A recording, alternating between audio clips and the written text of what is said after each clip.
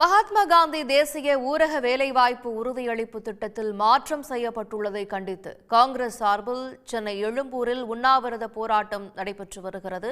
கூடுதல் தகவல்களோடு இணைகிறார் எமது செய்தியாளர் ஹரிஹரன். ஹரிஹரன், அங்க எழும்பூர் பகுதியில் காங்கிரசாரினுடைய போராட்டம் என்னென்ன முழக்கங்களோடு நடைபெறுகிறது? இந்த வேலைவாய்ப்பு உறுதி திட்டத்தை நீக்கியது தொடர்பாக, பெயர் மாற்றம் செய்தது தொடர்பாக நாடு முழுவதும் இந்த போராட்டம் காங்கிரஸ் கட்சியினால் அறிவிக்கப்பட்டிருந்தது. எழும்பூர்ல எப்படி இருக்கு?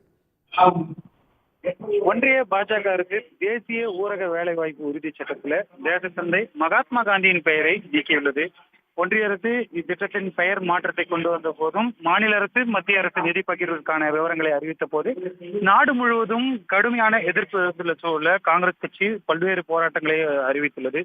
அதன் ஒரு கட்டமாக இன்றைய தினம் தமிழ்நாடு முழுவதும் இருக்கக்கூடிய அனைத்து மாவட்டங்களிலுமே தமிழ்நாடு காங்கிரஸ் கமிட்டி சார்பில் உண்ணாவிரத போராட்டம் நடைபெற்று வருகின்றது. சரியாக காலை 10 மணி முதல் இன்று மாலை 5 மணி வரை நடைபெறும் இந்த போராட்டத்தில் தமிழ்நாடு காங்கிரஸ் கமிட்டி தலைவர் தில்லுபுரந்தகை, சட்டமன்ற குழு தலைவர் ராஜேஷ்குமார் உள்ளிட்ட ஏராளமான காங்கிரஸ் கட்சியினர் இந்த போராட்டத்தில் பங்கேற்றிருக்காங்க.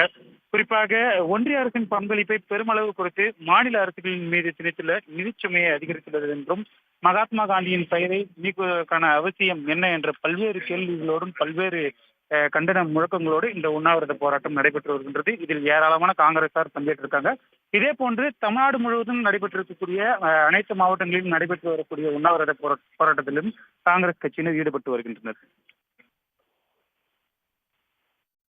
விவரங்களுக்கு நன்றி ஹரிஹரன். உடனுக்குடன் செய்திகளை தெரிந்து கொள்ள சன் நியூஸ் பெல் ஐகானை கிளிக் பண்ணுங்க.